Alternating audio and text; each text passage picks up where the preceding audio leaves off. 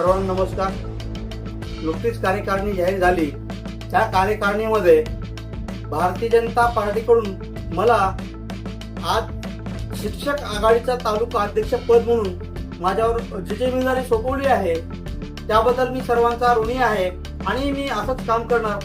आज तालुक्यातले असतील, जिल्ह्यातले असतील, रमेश अप्पा कराड असतील, दिलीपराव देशमुख साहेब असतील किंवा आपले त्र्यंबक गुट्टे साहेब असतील, खंदाडे साहेब असतील, भिकाणे साहेब असतील, एवण आपले तालुक्याचे अध्यक्ष आपले हंगे साहेब, नंतर प्रतापराव पाटील साहेब असतील, त्यानंतर आमचे रामानंद मुंडे असतील, त्यासोबतच सर्वांनी जे काही मला सहकार्य केलं त्याबद्दल मी सर्वांचा ऋणी आहे.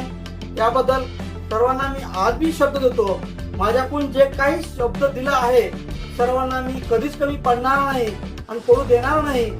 किंवा कुठलीही गोष्ट असेल तर त्या जनतेसाठी किंवा शिक्षकासाठी नाही तर प्रत्येक गोष्टीसाठी भारतीय जनता कार्यकर्ता म्हणून मी काम करणार आणि करत राहणार हा वचन देतो मी. कुलगिरी साहेब असतील त्यांचा पण धन्यवाद, त्यांनी पण मला सपोर्ट केला त्याबद्दल मी त्यांचा बी आभार मानतो मी.